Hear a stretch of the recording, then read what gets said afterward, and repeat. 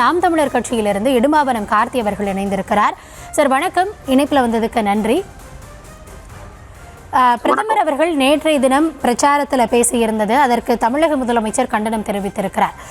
இதை தவிர்த்து பல பார்வைகளும் முன்வைக்கப்படுகிறது. திமுகன்னு பேசியிருந்தாலும் அது தமிழர்களை அர்த்தப்படுத்தாதா?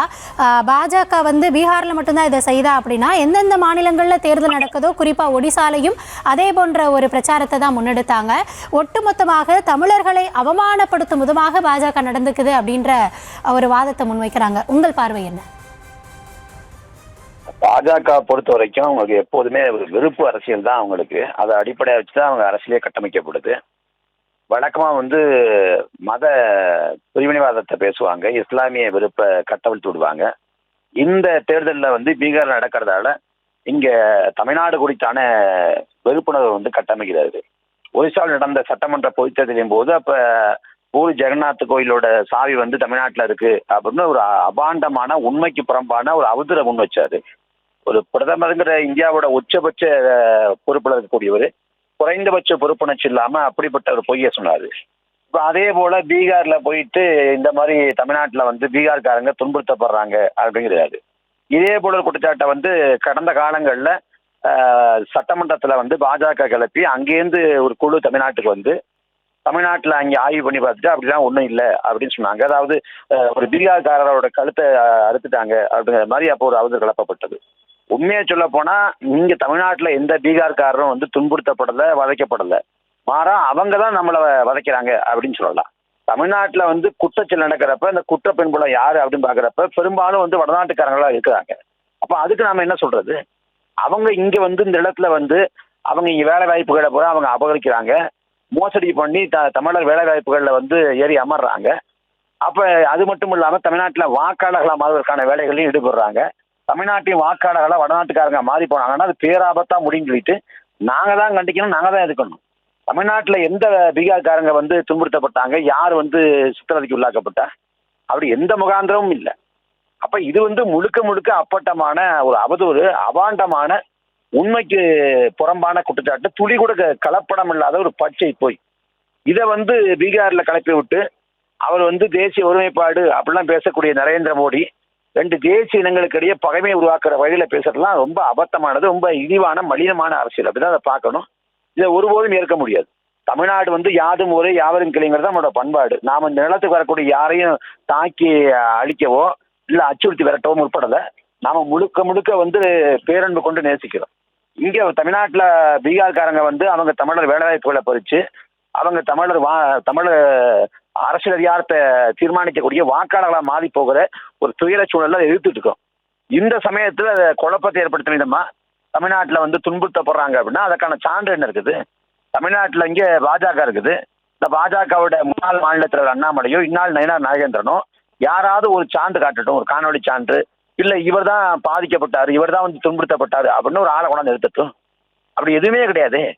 அப்போ கீழ்த்தரமான ஒரு அரசியல் பீகாரில் பண்ணி வாக்கு ஏன் வேட்டையாடணும்? இது மிக மோசமான ஒரு முன்னுதாரணம், மிக தவறான ஒரு போக்கு. நாட்டோட முதன்மை தலைவராக இருக்கக்கூடிய நரேந்திர மோடியை இது போன்ற இழிவான மூன்றாம் தர பரப்பில் ஈடுபடுறது வெட்கக்கேடானது.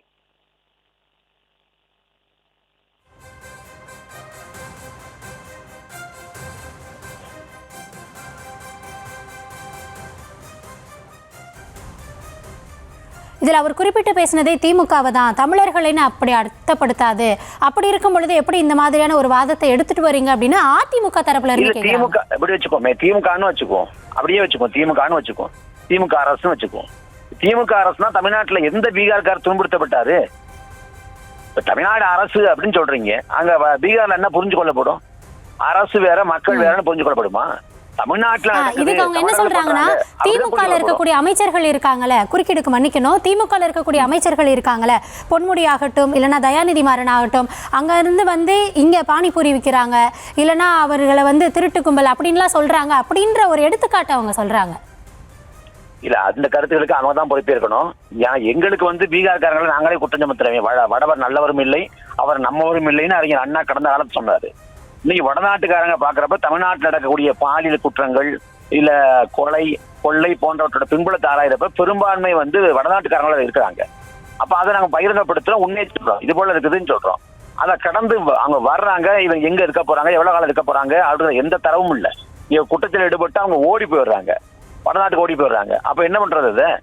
அப்ப வடநாட்டுக்காக தமிழ்நாட்டுக்குள்ள வர்றாங்கன்னா அதை வரமுறைப்படுத்தணும், ஊழல் நிலைவுச்சீட்டு முறை கொண்டு வரப்படணும். இங்க வந்து அதிகபட்சம் இங்க வர்றாங்க, வேலை செய்யறாங்கன்னா வேலையை முடிஞ்ச உடனே அவங்க சொந்த ஊருக்கு போகணும். இங்க வாக்காளராக மாறக்கூடாது, இங்க ரேஷன்ல அவங்களுக்கான பங்கீடு தரப்படக்கூடாது, இங்க அவங்க அந்த குடும்ப அட்டையெல்லாம் தமிழ்நாட்டுல வாங்கக்கூடாது. நாங்க கடுமையா இருக்கிறோம். திமுக கூட இருக்கல, திமுக கூட அவங்க விட்டுறாங்க. நாம் தமிழர் கட்சி மிக கடுமையா இருக்கிறோம். வடநாட்டுக்காக தமிழ்நாட்டுல ஒரு நாள் வாக்காளராக மாறக்கூடாது, ஒரு நாள் குடும்ப அட்டை கொடுக்க கூடாது. இந்த ரேஷன்ல பொருள் வாங்கக்கூடிய முறையில அவங்களுக்கு எந்த பங்கும் கிடையாது. ஏன்னா இந்தியாவில ரேஷன் கடையில் எங்க அதிகமா இருக்கு, எங்க மாநிலம் முழுமைக்கு நிரம்பி இருக்குன்னு பார்த்தா தமிழ்நாட்டிலையும் கேரளாவிலையும் தான். வட மாநிலங்களில் அந்த அளவுக்கு ரேஷன் கட்டமைப்பு கிடையாது, பொது விநியோக கட்டமைப்பு கிடையாது. அப்படி இருக்கிறப்ப வடநாட்டுக்காக இங்க ரேஷன்ல பொது விநியோகத்துல அரிசியும் சர்க்கரையும் மண்ணெண்ணையும் வாங்கிட்டு போவாங்க அப்படின்னா நாங்க ஏற்கனவே பொருள் தட்டுப்பாட்டால திண்டாடிட்டு இருக்கோம். அப்ப எங்களுக்கான இது அவங்க போயிட்டு வாங்கிட்டு போயிட்டாங்கன்னா நாங்க என்ன செய்வது? வடநாட்டுக்காரங்க இங்க பொங்கல் பரிசோப்பு வாங்கிட்டு போறாங்க ரேஷன்ல நின்று, பொங்கலுக்கு வடநாட்டுக்காரங்க என்ன சம்மந்தம் இருக்குது? அப்ப முழுக்க வடநாட்டுக்காரங்க தமிழ்நாட்டுல மிதமிஞ்சி அளவுல ஊற்றுவதால நாங்க தான் வடநாட்டுக்காரங்களை கண்டிக்கணும், நாங்க தான் பீகார்காரங்களை கண்டிக்கணும். மற்றபடி பீகார்காரங்க தமிழ்நாட்டுல துன்புறுத்தப்படவோ, தமிழ்நாட்டுல அவங்க அச்சுறுத்தப்படவோ, அவங்க ஒரு பாதுகாப்புமையை உணரவோ அப்படிலாம் எதுவுமே கிடையாது. அவங்க மிக இயல்பா பீகார்ல எப்படி இருக்காங்களோ அதே போல தெனாவிட்டா உழைவிட்டு இருக்காங்க தமிழ்நாட்டுல. நன்றி சார், இணைப்பில் உங்கள் தரப்பு பார்வையை பகிர்ந்தமைக்கு மிக்க நன்றி.